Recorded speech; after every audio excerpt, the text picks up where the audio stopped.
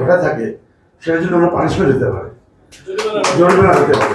থেকে উনি যদি আইন ভেঙে থাকেন সেটার জন্য হয়তো আমরা চেষ্টা করবো যেন ওটার জন্য যেন ওনার কম্পনসেশন দিতে হয়, সেরকম হয়তো একটা চিন্তা ভাবনা করা যেতে পারে। তবে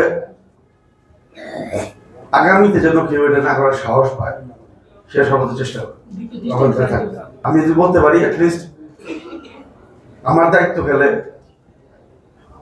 আইনকে আমি সবার আগে প্রায়োরিটি দেবো। সিটি কর্পোরেশনের থেকে বলেন বা যদি আমার ডিপার্টমেন্টের আন্ডারে পড়ে, যদি কেউ আইন না ভাঙে, আইন মেনে যেন বাকি প্রকল্পগুলি বাস্তবায়ন হয় সেটা চেষ্টা করবো অবশ্যই।